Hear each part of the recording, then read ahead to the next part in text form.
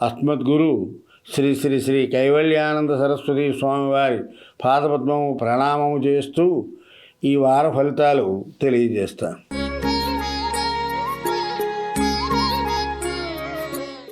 కర్కాటక రాశి. పునర్వసు 4వ పాదం, పుష్యమి 1, 2, 3, 4 పాదాలు, ఆశ్లేష 1, 2, 3, 4 పాదాలు.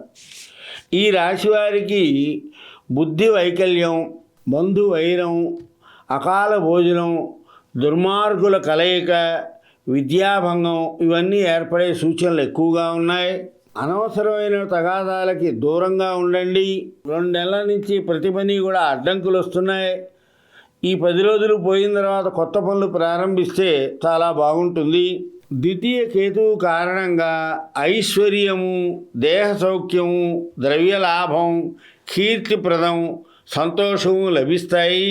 అనవసరమైన విషయాలకు పోయి దానివల్ల ధన నష్టం వాటిల్లే ప్రమాదం ఏర్పడుతోంది. అన్ని పనులు సకాలంలోనే నెరవేరుతాయి. తొందరపడవద్దు.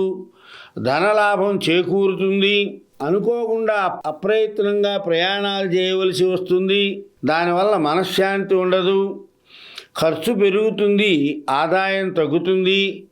మిత్రుల్లో వైరం సంభవించే సూచనలు ఎక్కువగా గోచరిస్తున్నాయి. కొత్త వారితో పరిచయాలు ఏర్పడతాయి. శుభపుణ్య కార్యక్రమాల మూలంగా వ్యయము, భార్యాపితృలతో మాట పట్టింపులు వచ్చే ఏర్పాట్లు ఎక్కువగా ఉన్నాయి. చాలా జాగ్రత్తగా ఉండండి. ఈ కర్కాటక రాశి వారు ఆదిత్య హృదయాన్ని పారాయణ చేయండి. చదవడం రాని వాళ్ళు ఓం నమో నారాయణాయ అనేది 108 సార్లు పారాయణ చేసుకుంటే చాలా బాగుంటుంది.